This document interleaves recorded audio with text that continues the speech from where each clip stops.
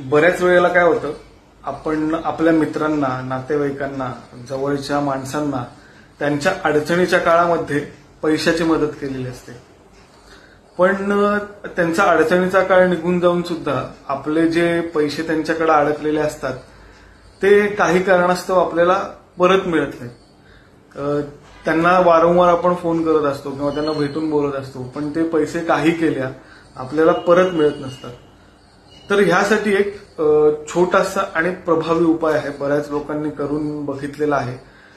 तर तुम्ही काय करायचं आहे, ज्यावेळी त्या व्यक्तीकडे, त्या माणसाकडे तुम्ही पैसे मागायला जाणार असाल किंवा त्याला फोन करणार असाल, तर तुम्ही खिशामध्ये सोललेल्या लसणाच्या पाकळ्या आणि लवंग असं खिशामध्ये पुडी बांधून ठेवायचं आणि त्याच्याशी बोलायला जायचं आणि त्याच्याशी संवाद करायचा आहे की माझे पैसे बाबा कधी परत देशील.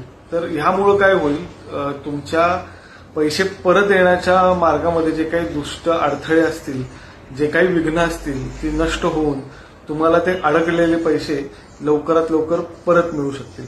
याशिवाय कुंडलीतलं 6ष्ठ स्थान आणि 12वं स्थान हे दोन्ही स्थानं सुद्धा अडकलेले पैसे परत मिळण्यासाठी खूप महत्वाचे आहेत. त्यामुळे ते पण आपल्याला कुंडलीमध्ये बघितले पाहिजे.